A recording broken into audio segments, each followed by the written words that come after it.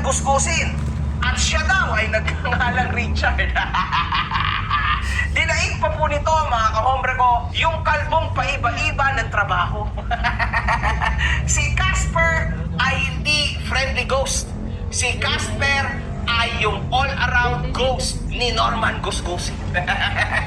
Na mahilig bumulong-bulong ng mga katarantaduhan sa boss niya. At syempre, bilang si Norman Gusgusin po ang boss niya, walang choice yung boss niya kundi sundin ang mga bulong demonyo ni Casper.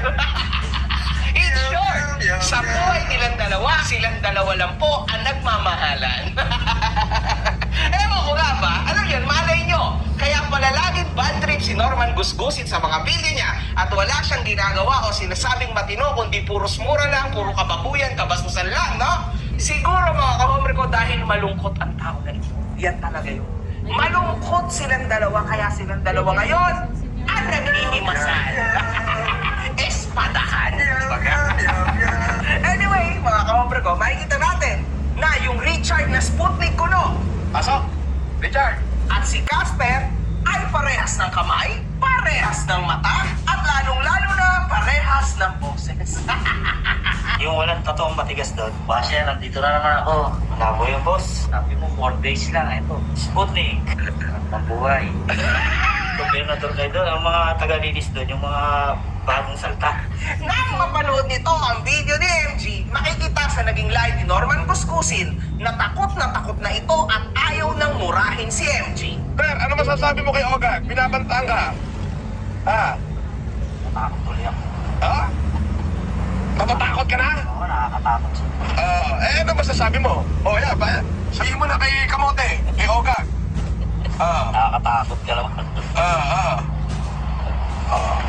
Tumulong ka na lang muna bago ka magbanta. Bibistuhin ka daw niya, yung buong buhay mo daw eh. Sabihin mo na gusto mo sabihin. Ogag? Ogag lang ha? Ogag? Pakiulit. Nakakatakot na siya, boss. Ha? Natatakot na ako. Natatakot ka na? Yun. Ay, nandiyan ka. Ang cute to. Ang cute Ogad to. na ogad talaga. Ogag na ogag talaga. Bakit mo nga? Wala ka pa patunayan sa taong bayan. Tumulong ka muna sa taong bayan. Hindi. Bakit wala isang bagyo? Ano mo pa yung details ko? Inaano mo na nga, ina-post mo na nga eh. Guwapo ko sa'yo, no?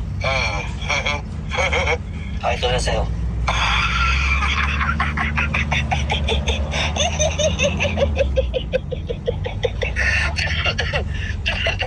Naku naman, Casper. Alam mo, sa totoo lang, halatang halata naman na ikaw ay duwag na kay MJ. And unfortunately, Casper, wala kang magawa kasi ikaw ay binubuyo at pinipilit ng amo mo. Ayan na sinasabi ko sa'yo, Casper. Di ba? Dapat humanap ka ng amo mo na pakikisamahan ka ng tama. Hindi yung ang siste, lagi na lang ikaw kinakawawa. Hindi ka pa pinapasahod ng tama. Alam mo yan, Casper, deep inside of you.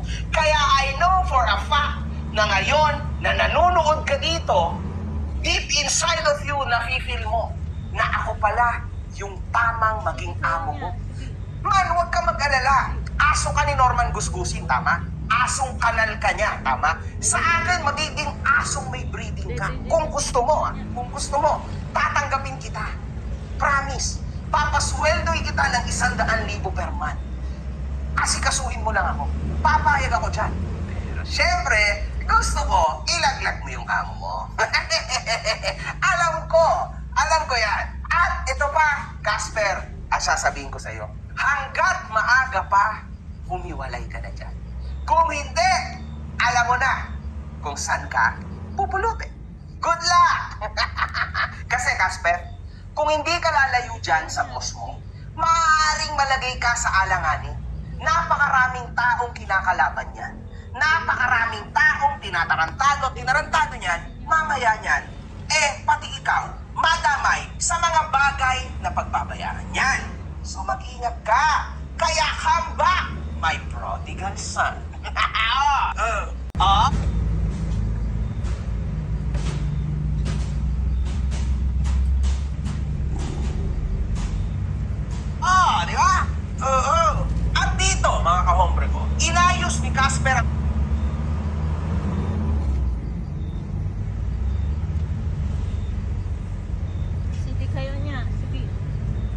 sitwasyon niya at muli niyang pinagmumura si Makagago. What's up, man? Ay ako. Utang ina mo pa ulit. Alam na tama pa sa'yo. Utang ina mo, kak. Katakot na talaga. Kasi dito sa video na to, pinipilit niyang murahin ako ni Casper. Pero halatang halata, mga kahombre ko, na ayaw siyang sunodin ni Casper. At yes, nakakahiya yun, mga kahombre ko. Kaya wala siyang choice kundi burahin. Kasi sobrang halata na, mga kahombre ko, na talagang pinipilit niyang tanggalin, no? Yung pangit na sitwasyon na yun. Kasi wala, hindi sumusunod sa kanya attack dog niya eh. Hay nako, alam mo kung bakit kuskusin? Kulang kasi masama. Laki-lakihan mo kasi. Ngunit mga kahombre ko, ako'y nangako na pag muling minura pa ako ni Casper, ito ay hahalungkatin natin at ilalabas natin ang tunay na profile ng tao na ito. Sa isang FB post ni Food Genius, mga kahombre ko, makikita natin kasama na ni FLM noon pa si Casper. Magka-close o mukhang magkapamilya sila. Hindi natin alam, mga kahombre ko. Isa rin sa nilabas nito ang informasyon. Ito po ang sabi ni Genius Vlog. Resibo, Casper T. Sputnik, real name, Edmundo Soner Saranya, aliases Ingkong Casper Saranya, address GMA Cavite. O ayan ha, nagbabasa tayo mga kahombre ko. Nagkaroon ng warrant of arrest sa kasong sexual abuse under Sec 5B of RA 7610. Nakulong na din sa Balanga, Bataan dahil sa illegal drugs. Gumamit din ng iba't ibang aliases at peking IDs. Kilala din sa pambubudol. So ito mga kahombre ko, yung isa sa mga warrant of arrest niya, makikita natin na you are hereby commanded to arrest Edmundo Soner Saranya, who is said to be found at blah blah blah for sexual abuse under Sec blah blah blah. So makikita natin dito na siya po ay nagkaroon ng bail na 200,000 piso, mga kahombre ko. So makikita po natin dito na kaya siya nakulong ay dahil dito, mga kahombre ko. Ewan ko, no? Ito naman ay naka-alleged lang through Food Genius Vlog. Pero syempre, mga kahombre ko, mukhang totoo naman yung inilabas niya dito na warrant of arrest. Itong tao na ito, most probably, ay nakaligtas na dito kasi nakalaya na siya, mga kahombre ko, di ba? Itong kaso niya na to, tapos na. Pero wala. So syempre, mga kahombre ko, kailangan natin balikan at ating siyasatin ang istorya ng talambuhay niya. May isa rin tao na nag-message kay MG ukol kay Casper. Alleged lang to lahat, mga kahombre ko ha, hindi tayo sure. Hi, Boss MG. Pakitago na lang identity ko about dito. Kung sakaling i-feature mo itong info ko sa'yo about Casper. Totoo po ang post na ito ni Food Genius. Sa katunayan, kilala ko po personally si Casper dahil pinsan siya ng kaptod ko sa frat.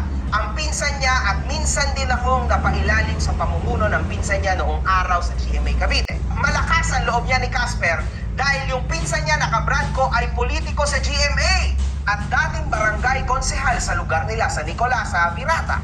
Isa pa, may mga naging aktibidades din yan si Casper at FLM noon, lalo na sa fraternity namin na si FLM ay nagpanggap din na isang member ng aming fraternity. So kilala pala talaga itong mga to, mga kahombre ko, na parating ng lolo ko, no, na kasali sila sa pangkat na ito, sa samahan na ito, sa ganito, ganyan, pero mukhang hindi naman, tama? Kasi nagpanggap ang salita nitong tao na ito. Pero alam naming mga lehitimo miyembro na isa siyang huwad at balak lang niyang gamitin ang samahan namin sa pansarili niyang kapakanan.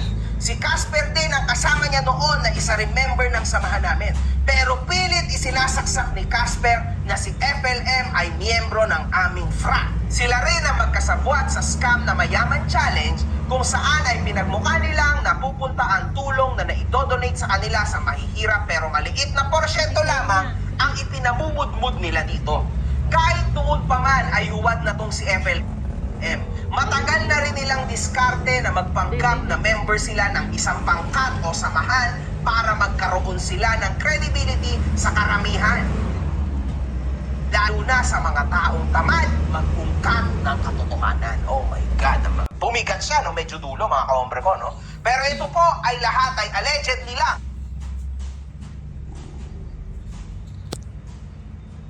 No, sa ngayon, na wala naman talagang patunay, mga kahombre ko. Pero ayan ay isa sa mga sinabi ng ating mga kahombre. Nasa sa inyo na yan kung kayo ay maniniwala or hindi. Anyway, abante tayo. Nagkaroon ng isang post ang Facebook page ng ACRO. Mga kahombre ko, ito yung kasamahan. ACRO Worldwide Domination. Memo number blah blah blah. All regional councils, provincial blah blah blah. The Alpha Kappa Rho National Supreme Council, upon checking the membership committee database, hereby confirm that there is no record of a person named Francis Leo Marcos or Norman Mangusin. The aforementioned is not a member of Alpha Kappa Rho. We also verify that there is no central committee under the Luzon jurisdiction of Alpha Kappa Rho. O yan, mga kahombre ko ha. So, ito po yung kasulatan kung saan idinideklara nila na wala silang kilalang miyembro nila na Francis Leo Marcos or Norman Mangusin, mga kahombre ko. Kami po ngayon ay humingi ng agarang aksyon upang mapanagot ang mga taong nagsamantala sa kapangyarihan at gamitin ang pangalan ng kapatirang ARCO GMA Cavite para ideklarang lehitimong ACRO si Francis Leo Marcos. Patunay ang aming lagda sa baba at ipinapabatid sa lahat na si Francis Marcos ay hindi tunay na ACRO at hindi survive GMA Cavite Municipal Council. Maraming salamat po. So ayan, mga kahombre ko, makikita po natin dito na hindi po siya totoong parte niyan. So ngayon, para naman sa mga nakakataas, kataas-taas ang posisyon sa Sputnik, ako po ay nananawagan sa inyo. No? Please, make me interview you para actually, mga boss, binabastos o binababoy po nila ang inyong kapatiran. At yes, hindi po maganda, lalong-lalo na at ginagawa nilang katatawanan, kalokohan at inilalagay nila sa sirkulo ng katarantaduhan ang inyong nasabing karespe-respetong pangkat at yung pangalang Sputnik. So please, kung meron man sa inyong gustong magsalita, welcome kayo at kontakin nyo lang ako.